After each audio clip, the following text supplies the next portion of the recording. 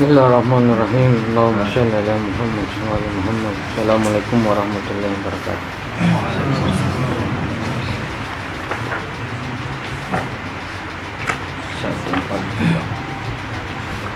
Tolong baca halaman 142. Harus dan tidak boleh.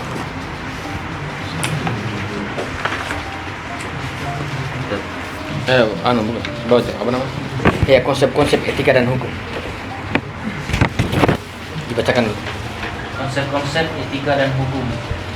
Semua wacana etika dan hukum terdiri atas konsep-konsep seperti harus, tidak harus, wajib, dilarang, dan semacamnya yang menjadi predikat. Sedangkan konsep-konsep seperti keadilan, kezaliman, sifat amanah, khianat, dan semacamnya menjadi subjek. Perhatikan. Dari 3 konsep yang kemarin yang dilepas. Mengatakan bahwa wacana etika itu, hukum itu terdiri dari konsep seperti harus, tidak harus, wajib. Kita kan sering mendengar ini kan? Oke, benar. Salat itu wajib. Ini kan sering kali kita dengar. Ini konsep-konsep dalam hukum. Pencuri itu haram, pencuri itu dilarang. Ini predikat. Predikat. Subjeknya apa? Subjeknya biasanya orang katakan keadilan. Kebaikan itu baik ya. Kebaikan itu wajib misalnya. Kebaikan itu harus. Sedangkan kezaliman itu dilarang. Amanah itu bagus. Itu kan adalah jadi harus, tidak harus, larang, wajib. Itu konsep ya dalam etika. Kalau kita mengatakan bahwa salat itu wajib dalam ibadah, itu konsep. Maka kalau salat itu wajib, maka konsep wajib itu ditemukan dari mana? Karena itu konsep. Tuhan mengatakan salat itu wajib.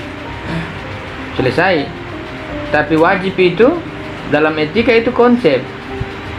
Maka yang dimaksud dengan salat itu wajib pada salat itu apanya yang wajib sampai diwajibkan. Nah, mungkin orang bertanya begitu. Maka sangat tidak mudah orang melakukan tanda kutip melakukan ibadah dengan segera mungkin. Ini kajian. Kalau di luar ya tentu pakai agama langsung kan. Ini kajian, jadi saya perlu menunjukkan ini dulu secara pelan-pelan. Nanti ada bilang alhamdulillah, berarti saya selama ini benar ya, tidak pernah salah. Nah, itu. Misalnya keadilan itu wajib misalnya ya. Ini kan subjek. Ini konsep dalam etika dan hukum. Tinggal konsep ini dia jatuh di mana? Mahiyah, falsafi ataukah logika? Sangat tidak mungkin mahiyah. Karena teman-teman melihat sholat itu tidak temukan wajib kan? Maka teman-teman lihat Allahu Akbar, wajib. Tidak ada begitu. Kita melihat orang sholat itu kan tidak serta-merta langsung wajib itu di kita kan? Kita tidak menangkap wajibnya sholat ketika teman-teman pertama sekali melihatnya, tidak. Maka kalau kita mengganti, saya contoh, kita mengganti sholat ini seringkali yang membuat kita dilema ini. Sholat itu wajib. Wajib ini konsep, predikat. Ini adalah subjek. Kalau ini adalah predikat dan ini adalah subjek, maka wajib pada salat itu apanya yang diwajibkan? Di mananya itu yang diwajibkan salat? Kan begitu. Kalau saya mengatakan manusia itu berpikir, maka berpikir pada manusia itu apa? Salat itu wajib. Ini proposisi. Ini bahasa-bahasa hukum.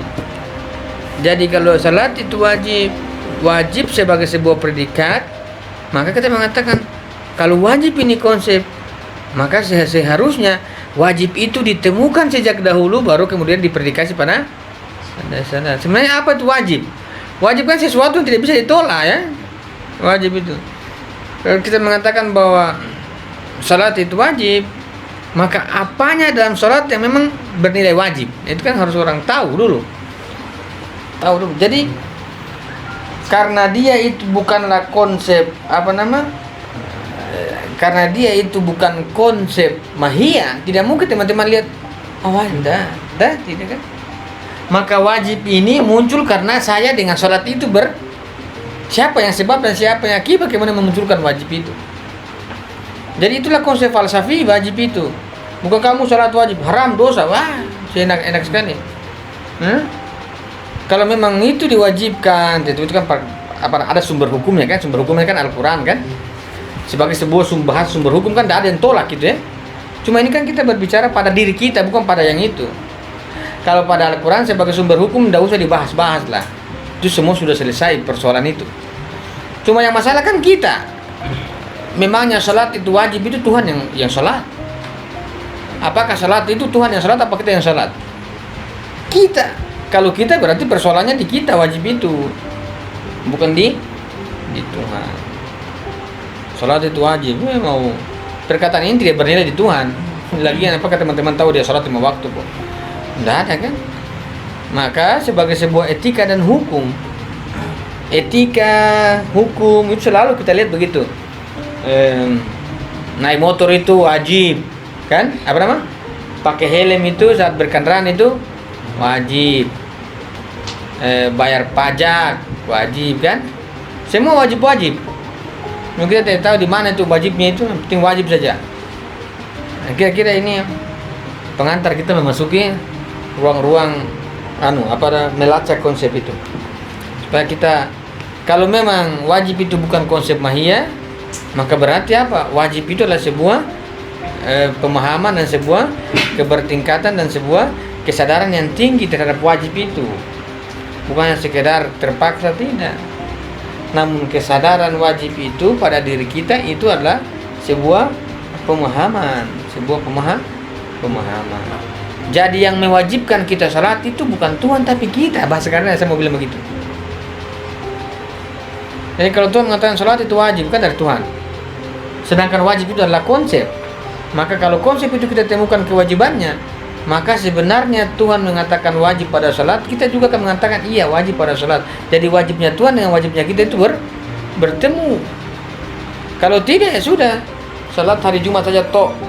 Kalau tidak mentok-mentok salat Lebaran tinggal 1 kali. Ya kan begitu kan? Dari wajibnya dari yang atas dan dari bawah jauh. Kira-kira begini. Yang kita mau sasar itu di situ. Lanjut. Dengan meneliti konsep-konsep di atas, kita bisa mengetahui bahwa mereka bukanlah konsep-konsep kemahiyahan. Antara mereka, ingat konsep mahiyah ya. Ingat mahiyah itu. Mahiyah itu yang langsung kita dapat itu. Jelas itu gugur itu. Gugur keadilan itu wajib itu gugur. Gugur dalam artian wajibnya pada keadilan sebagai sebuah konsep di predikasi itu sangat tidak mungkin kita lihatlah langsung. Lanjut. Lantaran mereka tidak mempunyai contoh yang nyata-nyata menjelma. Oleh karena itu, konsep-konsep ini disebut sebagai itibari. Misalnya, konsep pencuri atau perampok yang menjadi atribut seseorang tidak terkait dengan hakikat atau fluiditas orang tersebut, tetapi terkait dengan tindakannya mengambil harta orang lain. Jika kita menengok pada konsep harta yang kita terapkan pada emas atau perak, kita menemukan bahwa penerapan itu sama sekali bukan karena sifat keduanya sebagai jenis logam tertentu, melainkan karena keduanya disukai dan bisa memenuhi kebutuhan manusia. Ya. Duit itu berharga. Duit ya, seringkali kan kita duit bernilai ya. Yang buat nilainya duit siapa? Kita kan, setengah mati kan. Kayak misalnya emas, mahal. Yang buat dia mahal itu kan kita. Bahwa kita yang meletakkan nih.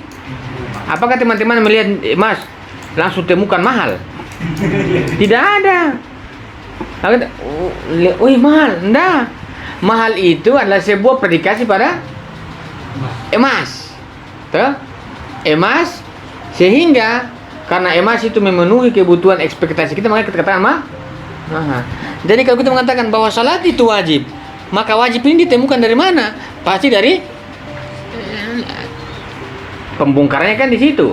Sebagaimana emas itu berharga ya, punya harga mahal. Nah, ini kan mahal ini kan ditemukan dari sini karena emas ya. Tapi pelacakannya pasti bukan mahia. Jadi kita mengatakan emas itu mahal sebagai sebuah predikasi. Sebenarnya nilai mahalnya itu kan itibari. Maka sekarang orang bergantung dengan duit kan. Dolar lagi dipasang. Indonesia encok. Nggak mampu. Sekarang orang mau taruh apa lagi dinar, apa ya? Emas ya sekarang ya mau lawannya kan? Lawan dolar kan. Nah. HP ini penting kan kita buat yang penting.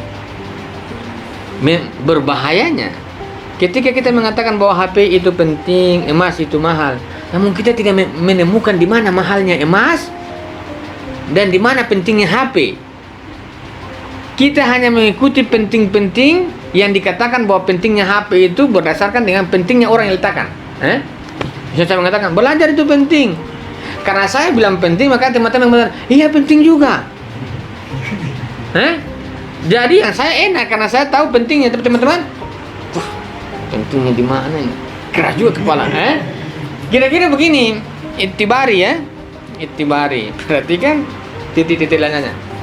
Jadi apapun dalam etika dan hukum itu misalnya dicontohkan begitu mana tadi bilang. Misalnya, pencuri atau perampok yang menjadi atribut seseorang tidak terkait dengan hakikat atau kuiditas, tetapi terkait dengan tindakan mengambil orang itu kan. Saya mencuri, perampok. Adalah tangan saya yang bergerak. Teman-teman lihat perampok di situ. Tidak ada itu perampok. Terus perampok dari mana? Saya cuma perampok ya. Tangan saya kok masa perampok? Yang merampok siapa? Tidak ya. Tidak ada perampok itu. Perampok itu adalah sebuah peletakan orang. Ini perampok, mencuri ini perampok. Perampok negara. Padahal yang mengambil itu si A. Indra kita melihat bahwa Lasawal yang mencuri. Lasawal dia ambil. Yang kita lihat kan Sawal ya. Tapi kemudian kita mengatakan, pencuri. Padahal Sawal yang mana mencuri? Saya ambil ini kok.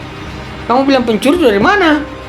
Kalau teman-teman pencuri, tiba-tiba teman-teman mengambil barang, tiba-tiba pencuri. Mana pencuri?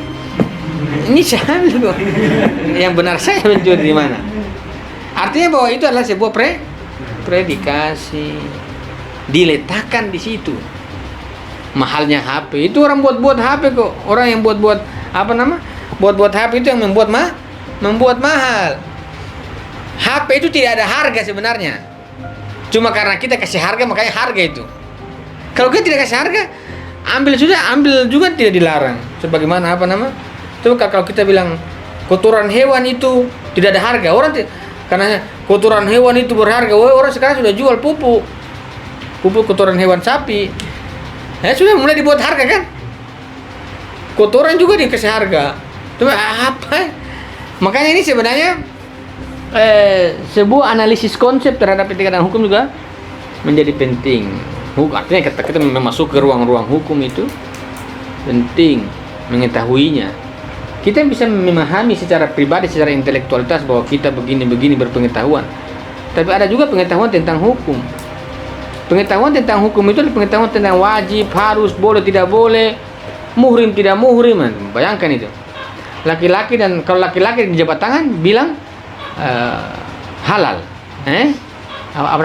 Mahram. Kalau bukan kan muhrim.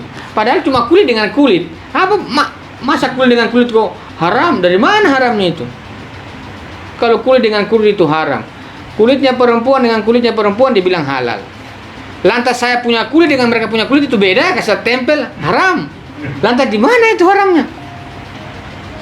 Silakan masuk. Maka wajar kan ketika feminisme itu muncul kan? Feminisme, gender atau apa-apa itu muncul. Karena persoalannya begini.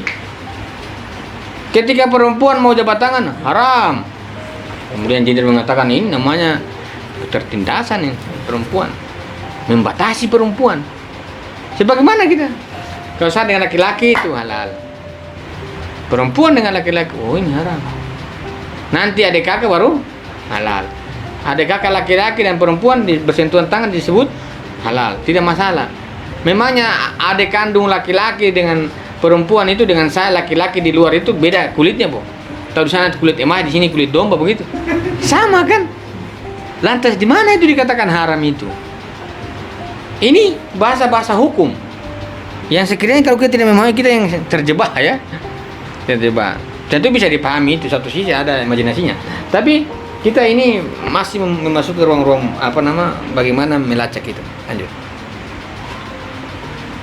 Dari perspektif lain, diraihnya harta oleh seseorang memunculkan konsep yang disebut dengan kepemilikan, yang juga tidak memiliki contoh-contoh eksternal. Dengan kata lain, menyematkan gelar pemilik pada seseorang dan hak milik pada emas sedikit pun tidak mengubah esensi orang maupun emas tersebut. Iya, misalnya juga itu salah satu contoh dalam etika itu ada disebut dengan kepemilikan. Ini teman-teman beli misalnya, ini punya saya, menjadi hak. Ini kan hak milik itu kan peletakan. Kita mengatakan sejak kapan kamu punya milik? Sejak kapan kamu punya milik? Karena kamu memiliki, mau ini saya milik. Padahal jadi hak kepemilikan itu adalah sebuah peletakan kepada subjek yang kita dapatkan. Hak milik itu semua peletakan. Betul? Ini diri saya. Dalam teori ontologi tidak, semua Tuhan punya. Terus kenapa kamu klaim bahwa kamu punya? Dari mana itu punya muncul? Nah itu kira-kira begitu. Jadi semua adalah peletakan.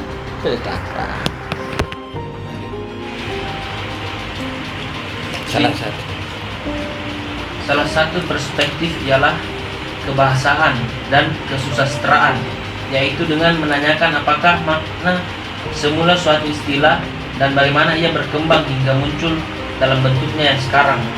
Apakah penggunaannya bersifat harfiah atau majasi? Selain itu, orang bisa membahas tentang kalimat berita dan petunjuk. Apa tujuan dibalik suatu petunjuk? Apakah kalimat etika dan hukum menerangkan berita atau petunjuk? Ini pembahasan yang lebih dalam ini di teori aksiologi ya. Sekarang teman-teman yang angkatan lanjutan ini bahas tentang aksiologi. Aksiologi itu ada metaetik, ada etik, ada banyak sekali bahasa-bahasa etikanya. Tapi kita membuka sedikit wacana tentang etika. Artinya apa? Semua kata itu perlu dikembalikan pada makna. Wajib itu sebuah kata yang harus dikembalikan pada konsepnya. Apakah penggunaan majas ataukah harfiah membahas kalimat berita atau petunjuk? Apakah tujuan dibalik suatu petunjuk itu? Misalnya saya mengatakan lampu merah itu berhenti. Ini kan petunjuk ya. Lampu merah itu berhenti. Ini petunjuk nih. Tapi etika itu di balik petunjuk itu ada petunjuk. Artinya itu bahasa kan? Bahasa itu yang perlu kita tahu maknanya. Kalau orang mengatakan salat itu wajib, ini kan petunjuk bahwa salat itu wajib. Tapi bukan hanya sekedar itu, ini disebut dengan harfiah atau deskriptif. Tapi di balik petunjuk itu ada petunjuk. Kalau di balik petunjuk itu ada petunjuk, berarti itu yang kita harus ketahui. Lampu merah berhenti, tapi kan seringkali terobos. Artinya apa? Satu, kita sudah lewat petunjuknya, tidak ikut arahannya. Yang kedua, kita tidak mendapatkan apa sebenarnya orang suruh itu, kan? Orang melanggar hukum itu bukan karena tidak taat hukum, tapi memang karena dia tidak tahu apa di balik hukum itu. Apakah sesuatu di balik hukum itu adalah sesuatu yang diberitahukan kepada kita, ataukah memang kita yang harus mengetahui petunjuk yang diarahkan dalam bentuk etika, hukum dan akhlak misalnya? Kan perlu kita ketahui. Kalau Allah mengatakan salat itu wajib, ini petunjuk. Artinya bahwa kalau salat itu wajib, itu adalah petunjuk. Apa yang mau ditunjuk? Ini petunjuk loh. Memang apa yang mau ditunjuk? Agus makan. Ini kan saya suruh Agus makan. Ini petunjuk kan? Makan itu nasi. Ketika saya mengatakan Agus ini makan sebagai sebuah petunjuk untuk makan, namanya apa yang saya mau tunjuk itu? Apa yang saya mau tunjuk dalam bahasa petunjuk itu? Kira-kira apa? Makanya setiap bahasa hukum itu adalah sebuah petunjuk, tapi ada yang dia mau tunjuk di balik itu. Bukan sekedar suruh begitu. Maka ketika Allah mengatakan salat itu wajib, maka ini adalah sebuah petunjuk yang Tuhan mau tunjuk, bukan itu. Kenapa kita cuma tertarik di situ, terakhir capek-capek kan? Kita tidak mendapatkan apa-apa. Ya Tuhan mengatakan, siapa suruh kamu dapat itu? Saya suruh, saya tunjuk di belakang, bukan itu. Kayak saya suruh Agus makan. Tapi tujuan saya kan bukan suruh makan itu. Ada sesuatu di balik tindakan makan itu yang saya maksud.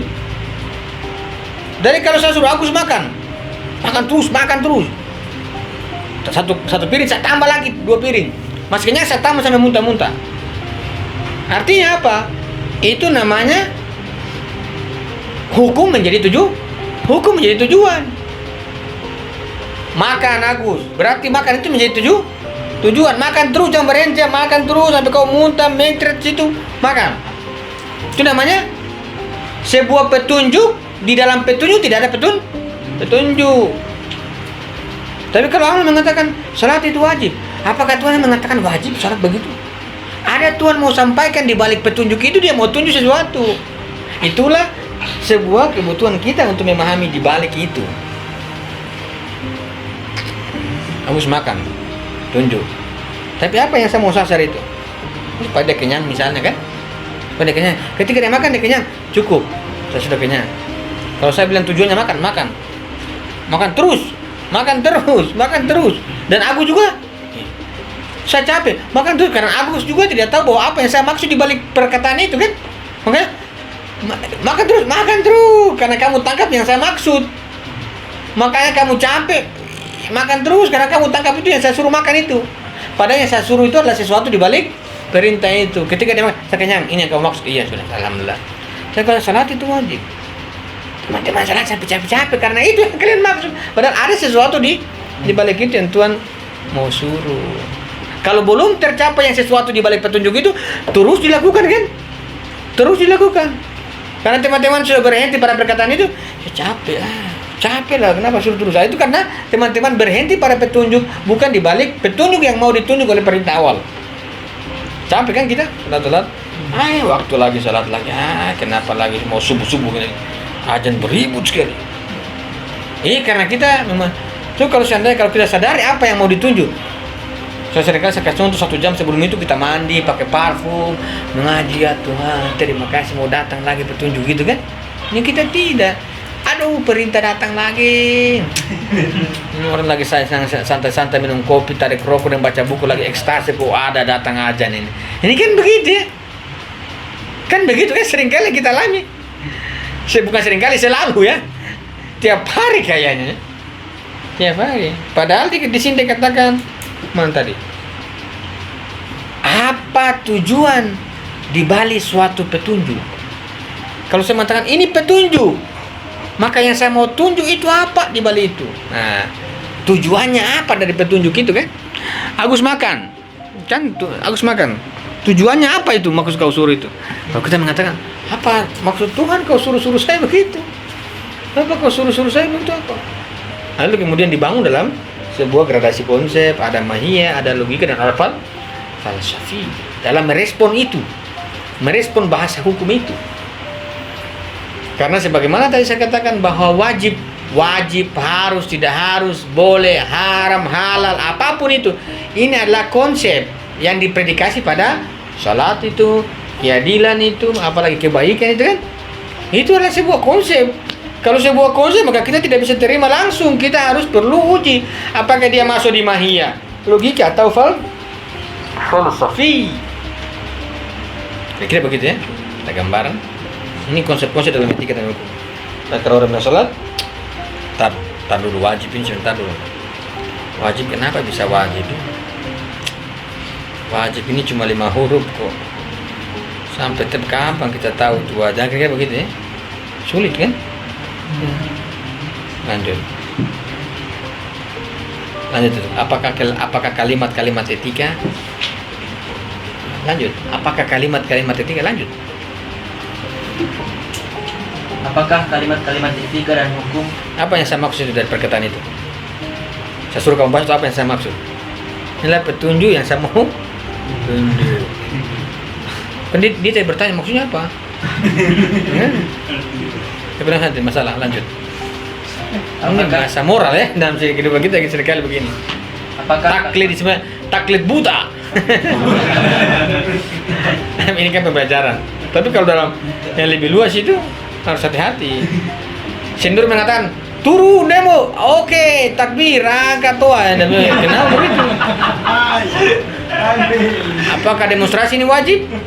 Di mana letak wajibnya demonstrasi? Kalau tidak, jangan wajib-wajib, sunnah saja. Siapa yang mau yang tidak aja. Nah, kan begitu.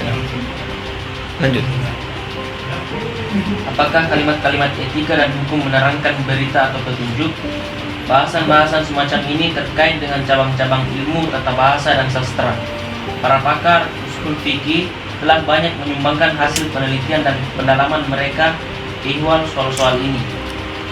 Aspek lain dari pembahasan tentang konsep-konsep ini terkait dengan pola orang mempersepsinya dan cara peralihan pikiran dari satu konsep ke konsep lain. Sisi-sisi ini mesti kita telah ada dalam cabang khusus psikologi yang berhubungan dengan cara kerja pikiran manusia. Contohnya falsafah itu kerja filsafat. Lanjut. Akhirnya, satu aspek lain lagi menyangkut pembahasan konsep-konsep ini terkait dengan hubungannya dengan realitas objektif. Artinya bahwa orang mustahil itu orang bertindak tidak ada kerangka falsafinya. Karena ada konsep itu harus tidak harus, wajib sunnah dan lain sebagainya kan, haram halal. Tadi saya baca di mana saya nonton. Bagus juga sih cara mainnya. Sebenarnya bukan bagus-bagus amat. Dia mengatakan itu kayak ustadz lah ya, ustadz non epistemik ini. Muncul di Instagram gitu ya. Ada kan yang teman-teman juga lihat. Dia mengatakan, dia menerangkan TikTok itu loh. Ada usaha satu dia menerangkan, wahai perempuan-perempuan, kalau kamu main TikTok begitu, TikTok kan, apa lagu apa namanya itu? Dibuat-buat lagu yang ada goyang-goyang alam semua wajah dan lain sebagainya. Itu berarti kamu telah berbuat dosa. Kamu telah menundurkan azab Tuhan. Dari mana ini? Bisa dipahami dalam bahasa kamu. Itu kan rujukan. Tapi kita mengatakan, di mana dosanya main-main TikTok begitu? Orang goyang-goyang kepala masa dosa begitu? Bagaimana orang goyang-goyang kepala masa dosa begitu? Ya ini kalau kita mau kritik episodenya, kan? Tapi kalau kita kritik mau bilang ini apa nama diskriminasi ulama. Nah, itu bukan masalah diskriminasi, kriminalisasi. Kalau kamu goyang-goyang kepala, wajah dan bodimu goyang-goyang itu dosa. Mana coba teman-teman goyang dosa muncul dari sini saya pikirkan. Tidak, dosa itu adalah sebuah konsepsi, predikasi itu. Predikasi. Di titik mana kita goyang-goyang badan, kemudian dibilang, wah, ini dosa. Dia bilang, nanti kalian mempengaruhi syahwat laki-laki sehingga berdosa. Jangankan goyang-goyang pantat, jangankan goyang-goyang bibir, orang pakai jilbab panjang juga kayak Netflix, kita punya syahwat laki-laki itu. Itu juga berdosa. Kalau itu ukurannya, kalau itu dalilnya, coba kalau itu dalilnya, itu bisa bagaimana tuh? Yang mau yang pakai los dan yang sering juga tidak ada bedanya karena itu dalilnya. Masa orang goyang-goyang main TikTok lah? Bagaimana itu orang perempuan buat?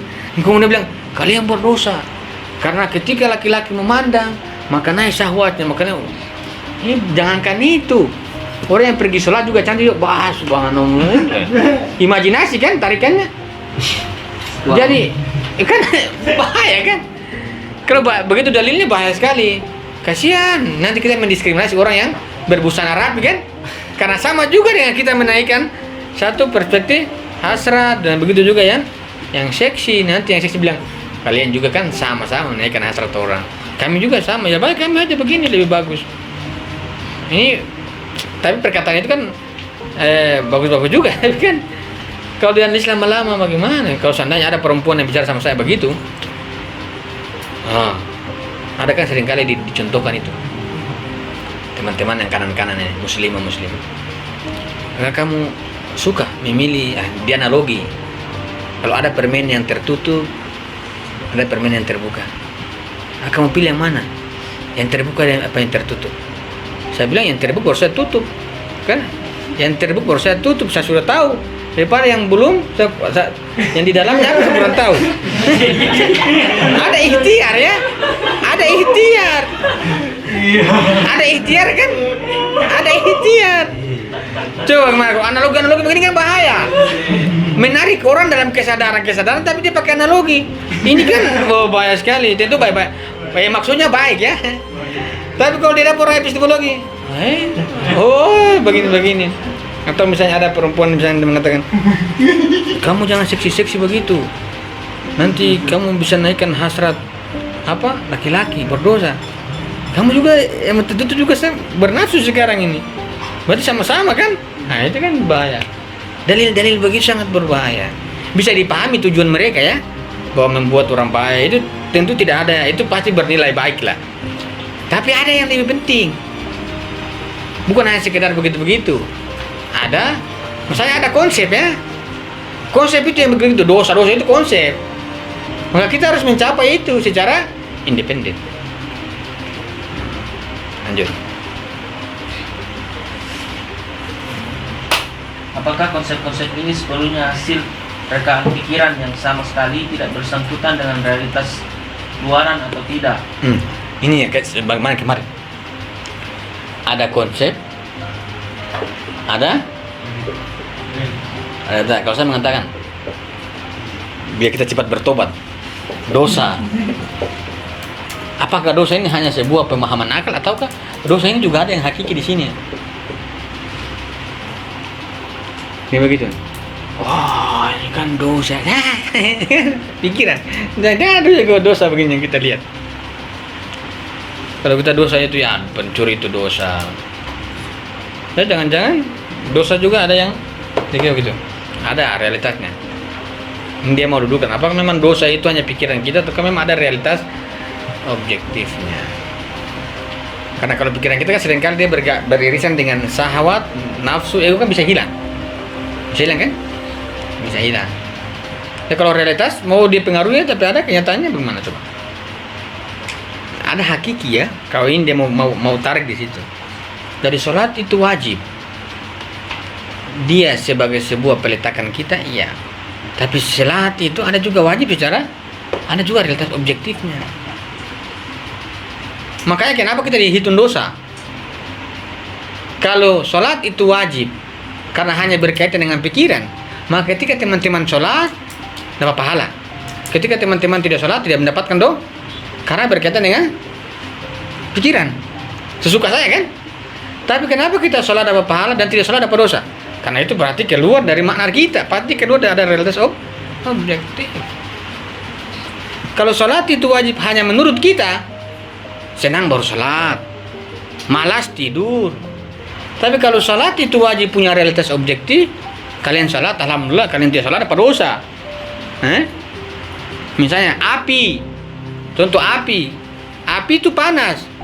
Kalian pegang panas, kalian tidak pegang juga dia panas. Apakah teman-teman bilang api panas dan teman-teman pegang baru dia panas? Panas.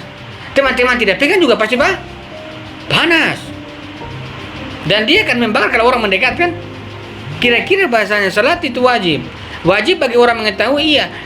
Kamu tidak mengetahui pun menjadi wajib. Kalau dia bernilai realita. Saya belum menemukan bos apa arti salat. Iya, cari saya tapi ini sudah meletakkan di realitasnya ini. Jadi kau sudah balik ya salat saja walaupun capek tapi libas. Harus terus Allahu Akbar Tuhan saya capek walaupun khusyuk tidak khusyuk capek. Terus begitu karena ada nilai realitasnya. Ada realitasnya. Tapi kalau pikiran bisa saja kita. Tapi sebaiknya lebih dua-dua supaya enak karena ada kita kan. Bukan hanya di luar, ada kita kan, ada pemaknaan di kita. Kalau ada pemaknaan di saya yang saya capai, pasti lebih menarik ya. Pasti lebih menarik itu. Lebih menarik. Teman-teman mau minum air, kemudian air itu menjadi air. Atau walaupun teman-teman tidak minum air, air tetap air. Dan apakah teman-teman minum air baru kemudian menghilangkan dahaga? Teman-teman tidak minum air juga, air itu fungsinya menghilangkan dahaga.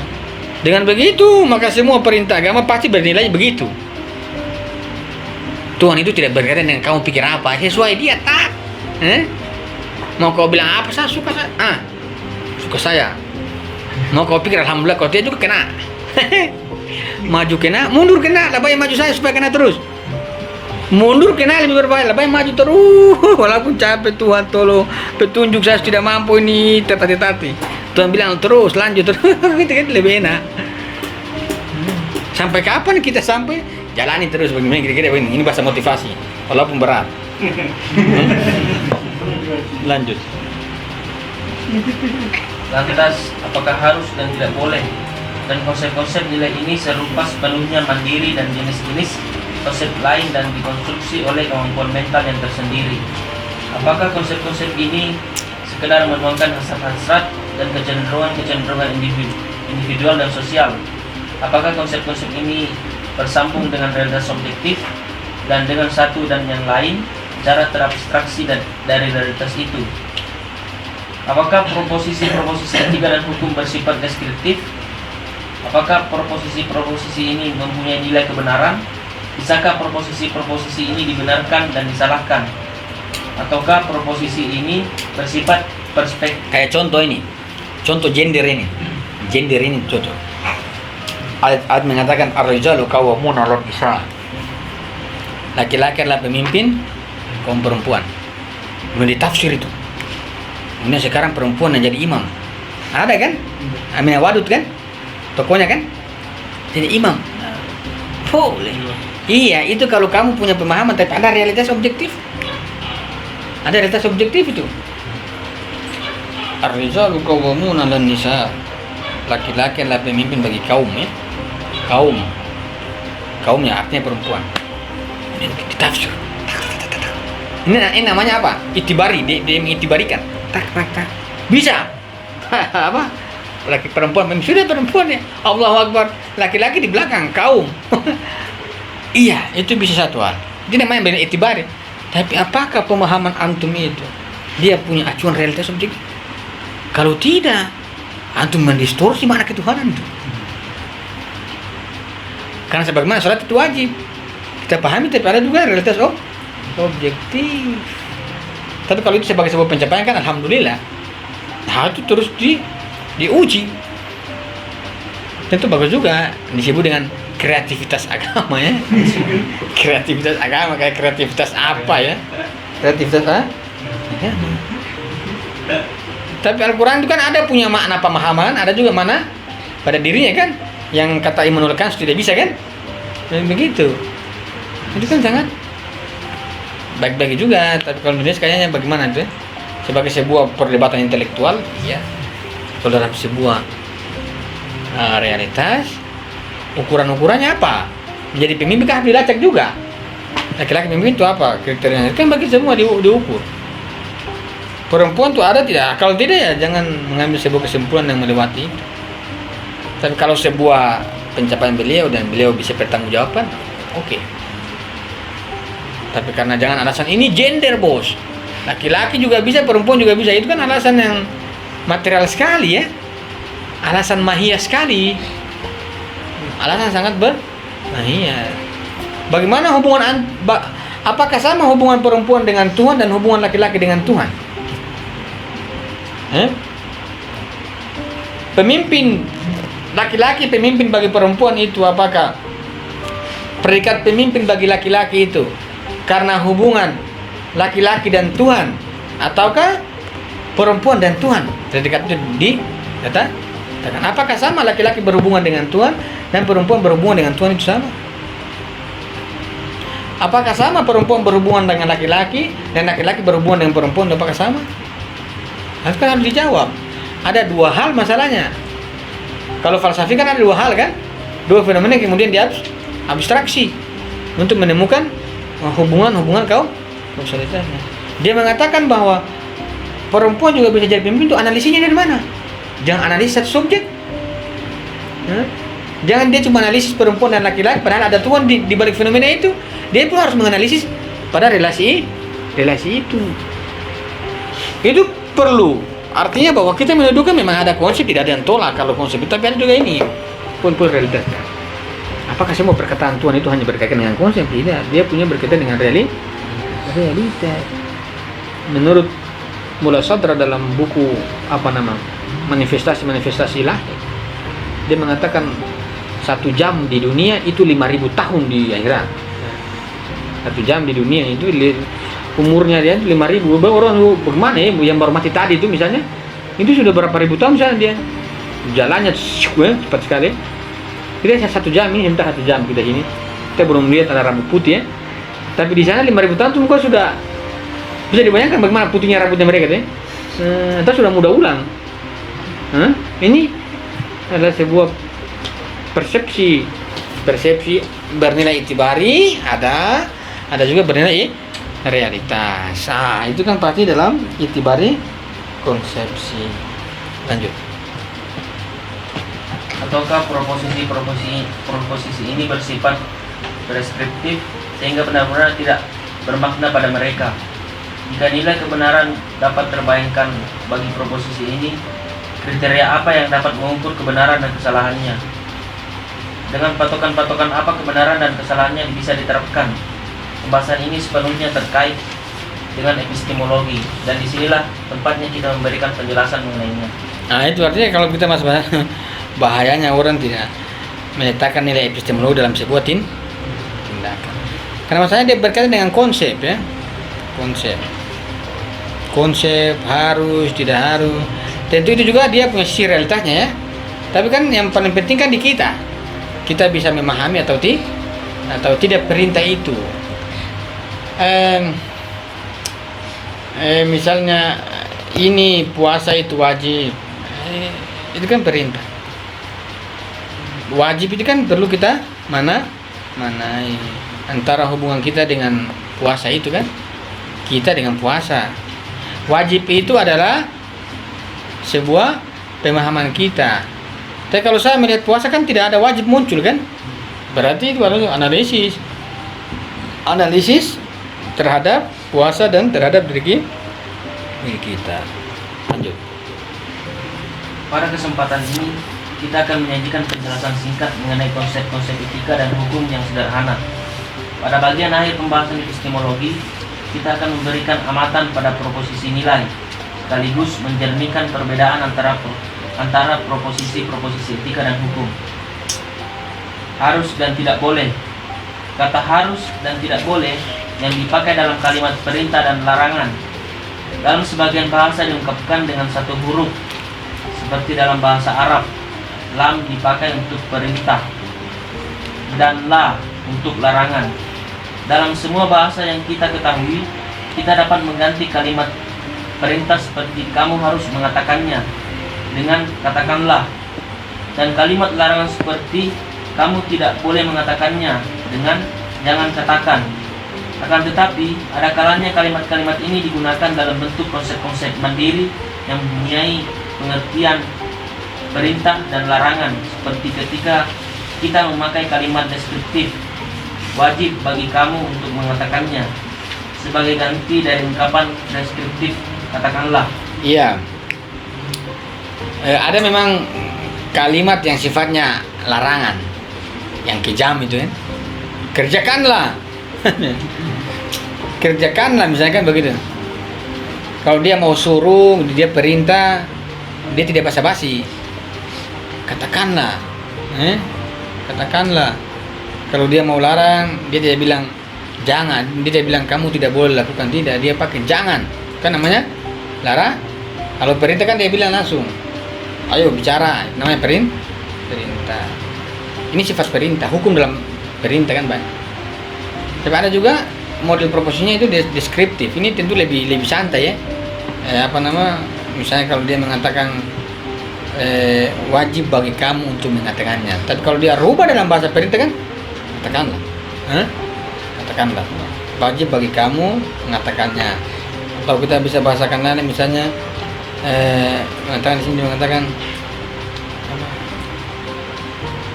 iya, dia mengatakan seperti kalimat deskripsi misalnya, wajib bagi kamu untuk mengatakan. Jadi dia itu menggambarkan saja. Kalau perintah kan katakanlah. Kalau dia mau bangun deskripsi, sebaiknya kamu mengatakan itu. Jadi kalau larangan, sebaiknya kamu tidak melakukan itu, kan? Tapi kalau dia perintah, jangan lakukan itu, kan? Kalau dia pakai bahasa deskriptif, seharusnya kamu tidak melakukan itu, kan begitu. Itu adalah bahasa-bahasa deh. Adakah dalam bahasa-bahasa agama itu bersifat larangan? Apakah ada bahasa apakah dalam bahasa-bahasa agama itu perintah-perintah Tuhan itu adakah yang sifatnya perintah? Apakah ada yang sifatnya larangan tegas langsung? Kalau teman-teman baca yang lebih banyak itu deskriptif. Ya ayuhallahai orang-orang beriman, jangan bermaksiat dan lain sebagainya. Tuhan masih enjoy ya, deskriptif, dia bilang tinggalkanlah. Ada tentu bahasa-bahasa itu, tapi yang paling banyak kalau kita lihat itu bahasa-bahasa deskriptif, persuasif. Ya, dia masih. Kenapa kita mengatakan mana lebih bagus? Tujuannya sama ya. Tujuannya intinya bahwa dia mau menghentikan atau mau menyuruh. Kalau saya mengatakan katakanlah, itu kan berarti saya memerintah bahwa dia harus lakukan. Kalau saya mengatakan jangan, berarti saya hentikan. Kalau saya mengatakan lakukanlah, berarti kan dia mau menyuruh. Artinya mau saya pakai kalimat perintah ataupun saya pakai deskriptif, itu kan sama ujung-ujungnya bahwa saya menyuruh. Kalau perintah itu tidak ada tawar-menawar. Misalnya tadi, baca, ikra, itu bukan deskriptif itu. Bacalah. Itu Tuhan sudah, anakku itu kalau kita bayangkan, Tuhan sudah tidak ada tawar-menawar itu. Bacalah, dia bilang bacalah, bukan sebaiknya kamu membaca. Tidak ada begitu kan? Ikra, bacalah. Berarti kalau dia sudah perintah itu berarti ada yang dia sasar. Berbeda dengan wahai kaumku, sebaiknya kalian membaca. Itu kan masih deskriptif. Kalau sudah perintah itu sudah tidak ada lagi ruang perenungan. Sudah tidak ada bilang tunggu saya berpikir, tidak. Baca. Pakai rotan misalnya. Bacalah. Ancaman itu katakanlah. Jangan lakukan. Ini kan nama ancaman perintah itu. Tapi kalau jika memungkinkan kamu lakukan. Wajib, seharusnya kamu itu artinya bahwa kalau kalimat perintah itu sudah tidak membutuhkan kesadaran teman-teman. Dominasi namanya. Tapi kalau dia masih mengatakan wahai fulan, sebaiknya kamu sholat, itu berarti apa? Dia masih membangun sebuah deskriptif atau sebuah kesadaran balik. Ya, saya mengatakan Agus, sebaiknya kamu mengaji. Ini kan berarti apa? Ini kan namanya saya masih mengajak dia, kan? Deskriptif namanya. Artinya bahwa ketika saya mengatakan Agus, sebaiknya kamu mengaji, itu terserah dia mau dia mengaji atau tidak kan? Namanya Agus, sebaiknya kamu mengaji. Kalau dia mengaji, alhamdulillah. Tapi kalau tidak kan urusan dia. Tapi saya mengatakan Agus, mengajilah. Mengajilah itu sudah hukum. Kalau kamu tidak mengaji, neraka. Misalnya, saya mengatakan mengajilah. Apa nama? Sebaiknya kamu mengaji. Ini kan berarti persuasif, misalnya deskriptif. Kalau saya mengatakan mengaji, sebaiknya kamu mengaji karena kamu sudah dewasa kan, sebaiknya kamu mengaji, jalankan perintah-perintah Tuhan. Kalau dia lakukan, alhamdulillah. Kalau dia tidak lakukan juga alhamdulillah. Karena bahasa saya kan persuasif itu tidak memaksa. Sebaiknya kamu lakukan, kan begitu. Dia lakukan atau tidak kan urusan dia. Tapi kalau Tuhan mengatakan ikra, Tuhan tidak mengatakan sebaiknya manusia membaca ya. Ikra, bacalah, itu kan sudah. Artinya bahwa dia sudah tidak kompromi dengan kalian. Baca, dia bilang baca itu. Karena kalau kalian tidak membaca, maka apa arti deskriptif? Kan? Makanya ayat pertama itu ikra, perintah kan? Bacalah. Kemudian dalam bahasa-bahasa lanjut itu banyak sekali deskriptif. Karena deskriptif itu percuma kalau tidak ada perintah sejak awal. Perintah dulu sudah melakukan dan dia sudah sadari, baru mulai deskriptif. Sebaiknya kamu lakukannya, karena sekali kan sudah diperintah. Jadi kalau deskriptif itu begitu, dia masih sifatnya mengajak. Sebaiknya, jangan kamu ini lakukan, nah begitu. Ada penjelasan. Lanjut. Perangkat-perangkat retorika dalam berbagai bahasa ini jelas tidak bisa dibilang sebagai kunci penyelesaian masalah-masalah filosofis. Pernyataan-pernyataan hukum tidak bisa didefinisikan sebagai preskriptif. Lantaran pernyataan-pernyataan preskriptif ini bisa saja diganti dengan pernyataan-pernyataan deskripsi. Ungkapan harus, baik yang diutarakan dalam huruf atau kalimat perintah, ataupun dalam padanan-padanannya seperti wajib dan mesti, tidak selalu menyatakan nilai. Umpamanya, saat guru di laboratorium berkata pada muridnya, kamu harus mencampur natrium dengan klorin untuk membuat garam. Atau saat dokter berkata pada pasiennya, kamu harus meminum obat ini hingga sembuh. Tak syah. Tujuan perkataan-perkataan itu tidak lain adalah untuk menunjukkan hubungan aksi-reaksi atau sebab akibat antara pencampuran dua unsur dan produksi zat kimia. Rasul mengatakan, sebaiknya kamu membaca. Ini kan disebut dengan hubungan aksi-reaksi. Saya bereaksi, saya aksi, kemudian dia bisa membangun reaksi. Tapi kalau dia mengatakan jangan, itu kan sudah tidak ada aksi-reaksi situ. Itu cuma satu arah ya. Artinya apa? Kalau saya masih mengatakan sebaiknya kamu begini, itu namanya berarti ada nilai. Perkataan itu tidak langsung mengandung nilai. Artinya bahwa dia tidak langsung mengandung nilai, itu dia tidak langsung mengandung nilai perintah atau kan nilai hukum. Kalau saya mengatakan jangan, ini kan berarti sudah dia nilai itu. Jangan, di situ ada sesuatu, jangan kan begitu. Karena sebaiknya kamu begini. Sebaiknya artinya aksi reaksi. Kalau saya bilang begini, kamu tanggapi. Kalau kamu tanggapi berarti jadi itu. Jadi prakteknya. Tapi kalau tidak, maka dia tidak masuk dalam nilai. Tapi kalau dia lakukan berarti itu bernilai. Misalnya saya mengatakan teman-teman buat tugas ya, sebagian teman-teman buat ada tidak hadir kayaknya ini. Kalau yang itu yang gondrong, yang anak bau-bau, masih sakit telinga. Mata lagi ya? Tadi telinga. Kepala. Ya? Oh, salah lihat. Karena matanya kenapa? Iya, maksudnya itu butuh sakit mata atau begini. Kayak misalnya begini cuma merah-merah tuh. Sakit mata ya? Sejak kapan tuh?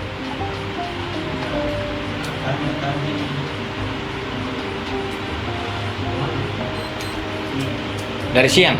2 hari. Oh. 2 hari. Sekamar sama siapa dia? Sama Ratna.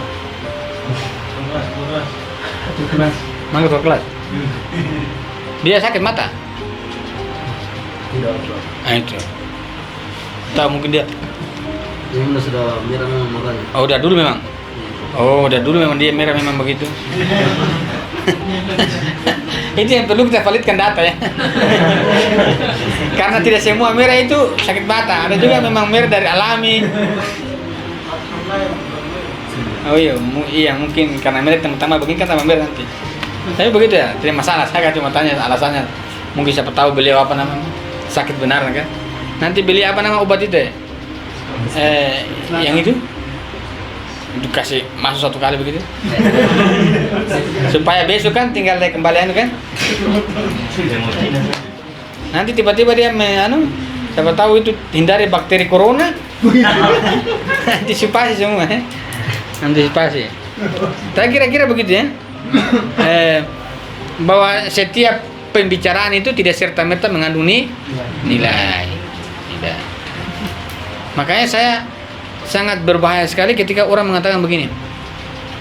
Ayo kau masuk Islam. Masuk Islam begitu. Ini apa ini begini? Nilai ya? Sebaiknya kau masuk Islam.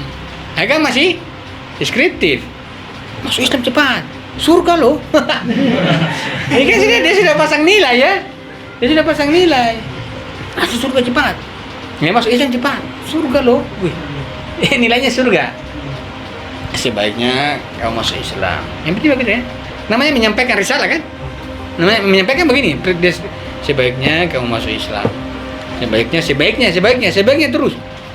Tapi kalau dia sudah perintah itu sudah punya nilai. Kalau saya mengatakan, lakukanlah. Ini kan saya perintah ya.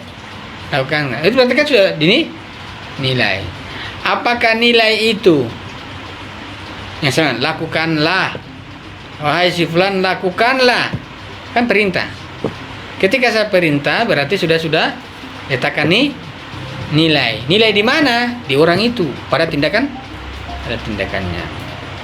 Jadi kalau dia mengatakan lakukanlah, kamu lakukan bernilai, kamu tidak lakukan pun bernilai. Nah itu. Tapi kalau mengatakan sebaiknya kamu lakukan, itu belum bernilai. Namun ketika kamu lakukan bernilai kan? Dan kalau dia perintah kamu lakukan segera, itu kamu lakukan bernilai, kamu tidak lakukan bukan bernilai. Perintah itu begitu. Makanya ada sedikit sanksi, itu kan namanya perintah. Inna salata tanha anil fahsya'i wal munkar. Sesungguhnya salat itu mencegah perbuatan keji dan mungkar. Sesungguhnya salat itu mencegah perbuatan keji dan mungkar. Tapi kalau dia mengatakan salatlah, ada perintah-perintah agama itu salatlah, puasalah, Kalau kalimat perintah itu dia sudah berisi nilai. Kamu lakukan bernilai, kamu tidak lakukan pun bernilai. Artinya apa? Nilai itu ditentukan dari pemberi perintah. Kalau perintah. Tapi kalau dia mengatakan sebaiknya kamu lakukan, nilai itu tidak diberikan oleh penganjur, tapi yang melakukan itu yang mendapatkan nilai, yang menentukan nilai sendiri. Paham? Kalau saya mengatakan, wahai si fulan, makan itu, makanlah misalnya. Berarti nilai dari makan itu saya sudah tentukan. Maka kalau kamu tidak makan, kena nilainya. Kamu makan, kena nilainya. Kalau saya mengatakan, wahai si fulan, sebaiknya kamu makan. Ini saya belum meletakkan nilai. Orang itu melakukannya baru dia mendapatkan nilai itu. Berarti dia yang meletakkan nilai itu sendiri. Kan? Ada nilai ikhtiari pada deskriptif itu. Sebaiknya kamu begini. Itu sebelum. Tapi kalau dia sudah ada bahasa-bahasa perintah, jangan, tidak boleh. Nah, itu sudah bahasa-bahasa nilai. Lanjut. Atau hubungan antara meminum obat dan proses penyembuhan. Dalam istilah filsafat, harus dalam dua kasus di atas mendedahkan keniscayaan deduktif antara sebab dan hasil atau penyebab dan akibat, yakni apabila peristiwa sebab tertentu tidak terjadi, hasil dan akibatnya pun tidak akan terjadi. Ketika ungkapan-ungkapan ini kita gunakan dalam konteks etika dan hukum, aspek nilai muncul di dalamnya. Di sini sejumlah pendapat akan diajukan. Salah satunya ialah bahwa tujuan istilah-istilah ini tidak lain kecuali untuk mendedahkan hasrat-hasrat individual atau sosial terhadap suatu tindakan. Kalau ia tersampaikan dalam bentuk kalimat deskriptif, maksudnya tak lebih dari ungkapan keinginan dan hasrat. Iya, artinya bahwa kalau saya mengatakan, wahai si fulan, sebaiknya kamu membaca. Itu artinya saya mau menyampaikan keinginan saya, hasrat saya, supaya teman-teman tapi saya tidak menyampaikan nilai itu. Nilai itu yang didapatkan adalah bagian yang ini. Orang ini yang melakukan. Maka saya mengatakan, hei, lakukanlah. Itu berarti saya menyampaikan nilai itu. Itu saya tidak, itu sudah bukan hasrat lagi, itu sudah perintah nilai. Tapi kalau dia masih ungkapan-ungkapan deskriptif, dia hanya mau menghimbau. Menghimbau. Hai orang-orang yang beriman, kan? Ya ayyuhalladzina amanu, hai orang-orang yang beriman. Hai kan dia masih mengajak. Tapi kalau dia sudah mengajak itu langsung perintah. Lanjut. Pendapat yang benar adalah bahwa ungkapan-ungkapan semacam ini tidak secara langsung mengisyaratkan objek keinginan. Sebaliknya, nilai dan objek keinginan dari suatu tindakan dipahami melalui petunjuk kondisional. Maksud utama dari ungkapan-ungkapan di atas tidak lebih dari pemaparan hubungan kausalitas antara tindakan tertentu dan tujuan etika serta hukum. Sebagai contoh, manakala seorang pengacara berkata, penjahat harus dihukum, meskipun tingkat hukumannya ini tidak ditandaskan. Dalam kenyataannya, pengacara itu hendak memaparkan hubungan antara hukuman dan tujuan atau salah satu tujuan hukum, yaitu menciptakan rasa aman bagi masyarakat. Iya.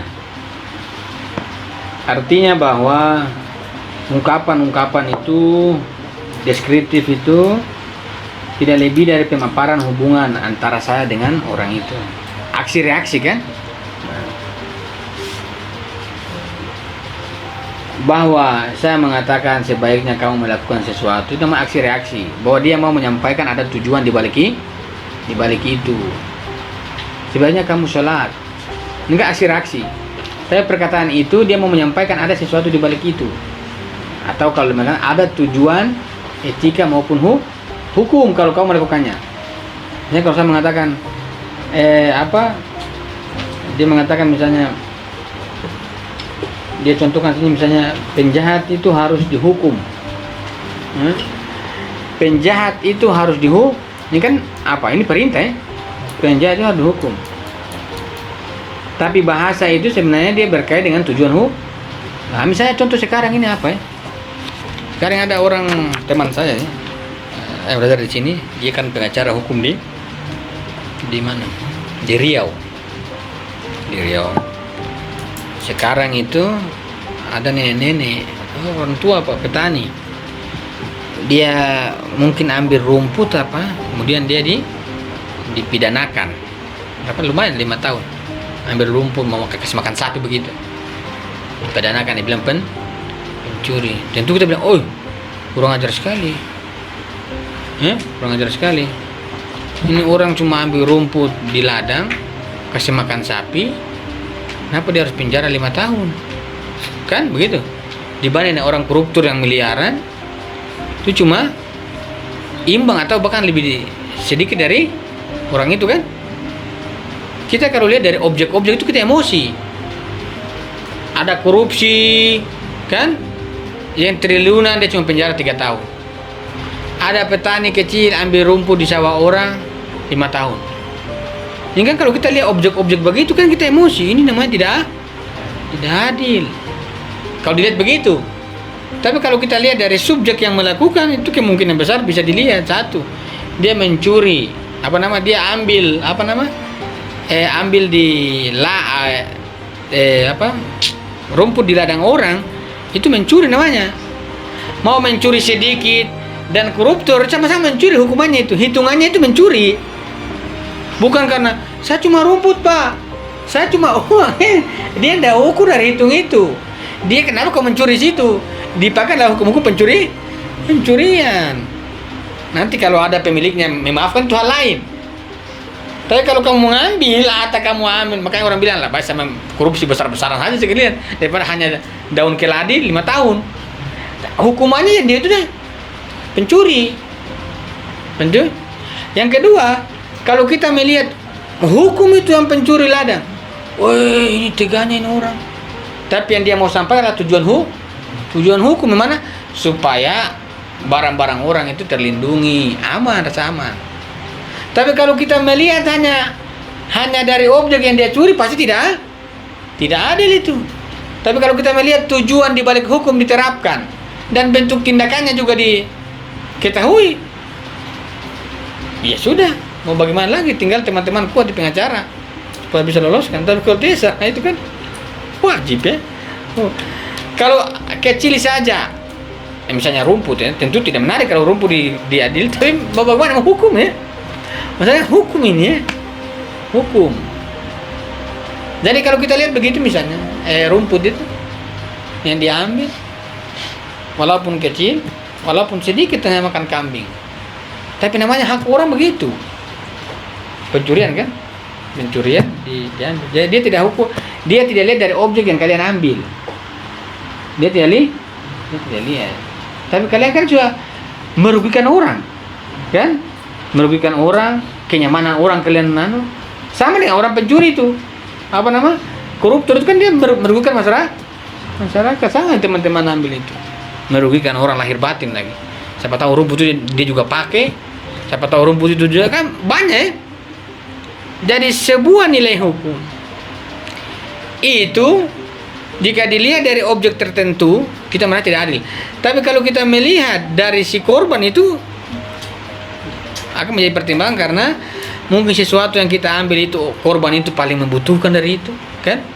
Jangan lihat dari orang kita itu cuma daun. Cuma daun iya itu bagi kita yang mencuri. Kalau pencuri itu sesuatu yang dia curi itu bagi dia tidak penting. Dia tidak hitung orang lain itu penting apa tidak. Bagi dia penting. Sedikit ya. Tapi kita tidak melihat bahwa daun itu bagi orang punya itu lebih penting mungkin dari kita. Kalau kita mau ukur nilai pentingnya, mungkin 5 miliar itu tidak lebih penting daripada satu orang yang punya punya kebun yang memang itu dia tunggu supaya tinggi kemudian diambil, itu kan lebih penting. Makanya diukur dari tindakan dia mencuri, namanya pencuri. Mau 3 triliun, ini tamsi sampai sekarang ketemu dan orang mencuri tai sapi sama. Yang penting mencuri tindakannya yang dihukumi. Karena ada tujuan hukum. Karena kalaupun pencuri ayam misalnya kita lepas, itu keluar dari tujuan hukum. Tergantung kecuali siapa yang dirugikan itu dia memaafkan. Tapi kalau dia mengatakan, tangkap dia, ya sudah. Kita mau bilang apa? Penting lebih kasih turun angkanya. Itu kira-kira. Jadi selalu kita melihat aspek-aspek hukum atau tindakan etika dan hukum itu. Dalam persuasif itu dia mau melihat hubungan kausasi antara dua hal. Persuasi. Lanjut. Demikian juga manakala seorang pendidik budi pekerti berkata, utang harus dikembalikan. Ia sebetulnya bermaksud memberikan hubungan antara tindakan pengembalikan utang dan tujuan budi pekerti, seperti penyempurnaan jiwa atau kebahagiaan abadi manusia. Iya, Rasul mengatakan, wahai si fulan, kasih kembali utang-utang orang. Artinya ada hubungan antara mengembalikan utang dengan tujuan tujuan hukum itu, tujuan moral. Jadi saya mengatakan, wahai fulan, kembalikan duit orang. Kan perintah saya. Deskriptif. Saya persuasif. Kembalikan uang orang. Ini kan sebuah deskriptif. Satu, dia mau menjelaskan hubungan antara pengembalian duit dengan tujuan dari hukum itu. Maka kalau orang mencuri kecil itu hanya sawit misalnya, tentu kita lihat kecil ya. Tapi kalau disuruh hukumlah itu orang yang pencuri sawit. Itu berkaitan dari apa? Berkaitan dengan satu hubungan antara mencuri sawit dengan tujuan hukum. Jadi dia bukan hanya berkaitan dengan orang itu. Justru larangan itu berkaitan orang itu dan tujuan hukum. Kalau saya mengatakan orang itu sebaiknya orang itu dihukum karena mencuri. Perkataan saya itu saya mau menegaskan tindakan mencurinya satu hal, dan tujuan dari hukum yang berlaku. Karena kalau kita hanya melihat dari sisi subjek, maka kita tidak akan berlaku adil pada hukum, kan begitu. Tapi kalau kita hanya melihat hukum nanti tidak berlaku adil pada saat yang mencuri. Maka memerintahkan bahwa ini orang ini dihukum, itu adil pada orang itu. Pada saat bersamaan adil juga pada hukum, menegakkan tujuan hukum. Jadi kalau kita hanya memerintahkan salah satu, tidak melihat satu hal, nanti ada ketimpangan. Pasti tentu orang yang mencuri akan merasa saya tidak adil. Tapi lebih tidak adil ketika tujuan hukum tidak ditegakkan. Karena ketika kita loloskan ini orang yang mencuri walaupun berapa persen, berarti kita menafikan tujuan hukum. Dan tujuan hukum ini bukan hanya berkaitan dengan orang ini, berkaitan dengan apa? Dengan seluruh masyarakat. Maka mencuri apa nama? Mencuri apa? Mencuri rumput itu sama dengan mencuri 3 triliun uang. Karena ada tujuan hukum di balik itu. Karena tujuan hukum itu bukan hanya berkaitan dengan siapa pencuri. Kalau siapa pencuri, maka kita akan tidak adil dengan 5 miliar orang curi. Tapi kalau kita berkaitan dengan peletakan sebuah tujuan hukum untuk kenyamanan semua masyarakat, maka mencuri 5 rupiah dan 5 miliar itu sama beratnya. Itu adil itu. Ya, terapkan saja mencuri itu libas. Nggak bisa potong tangan. Islam kayak potong tangan kan, mau pencuri banyak potong, yang kecil juga potong. Itu karena apa? Dia melihat dari tujuan hukum ini, satu berkaitan dengan pencuri, tapi yang kedua itu berkaitan dengan orang yang berada pada pengawasan hukum.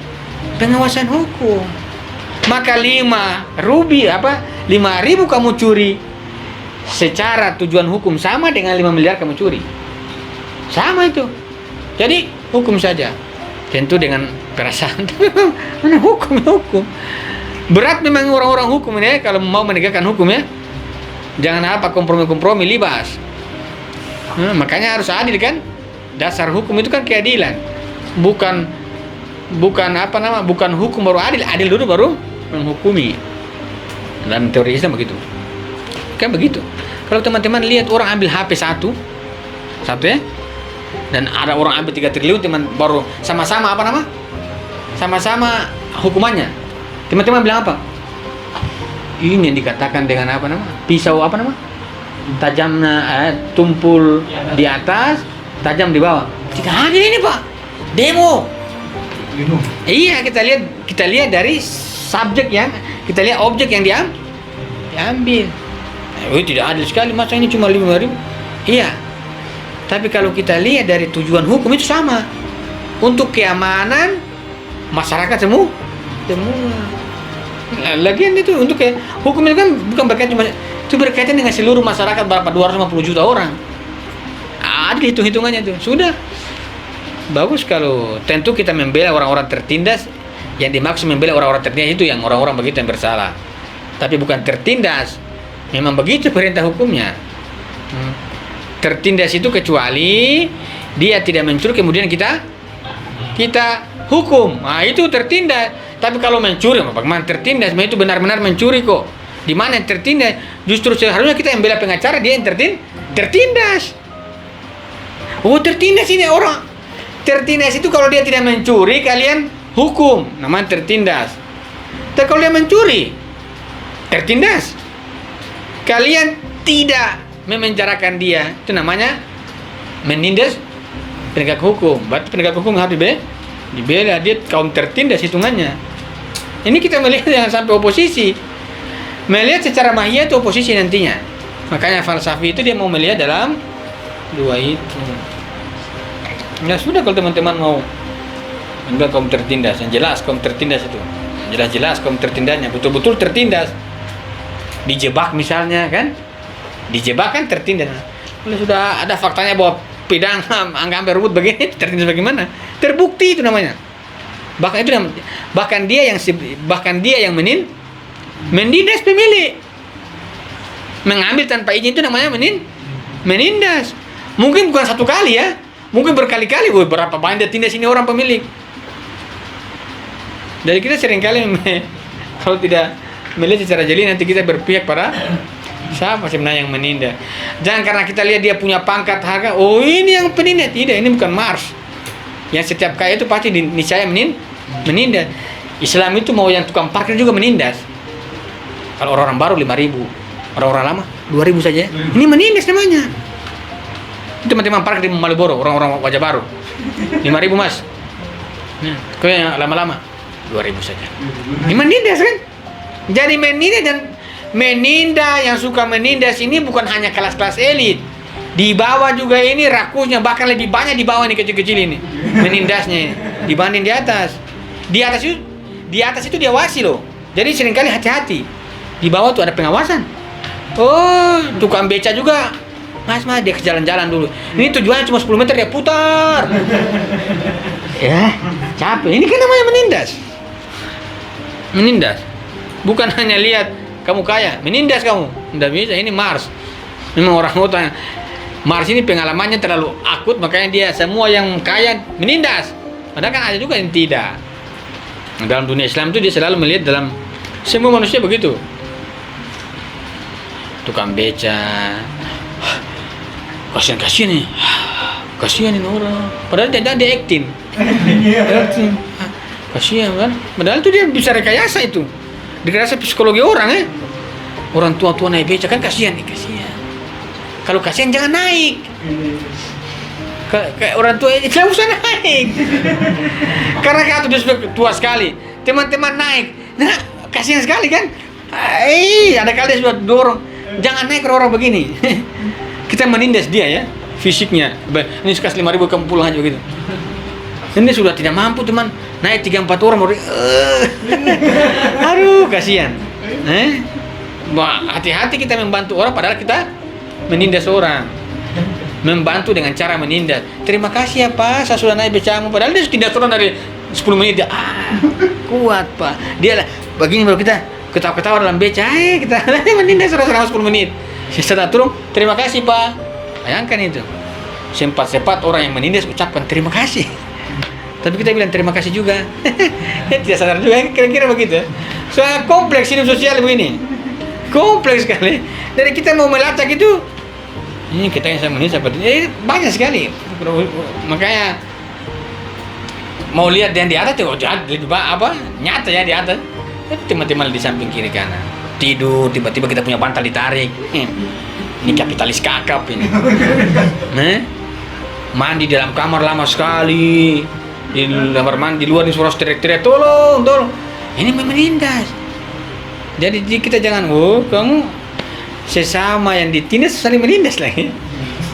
Sudah sama-sama ditindas, menindas lagi. Masih ada juga orang ambil kesempatan merasakan bagaimana itu menjadi seorang penindas. Ini kira-kira hukum itu begitu meletakkannya. Jelas mana yang ditindas dan mana yang menindas. Lanjut. Dengan alasan sama. Kira-kira begitu. Assalamualaikum warahmatullahi wabarakatuh. 10:30.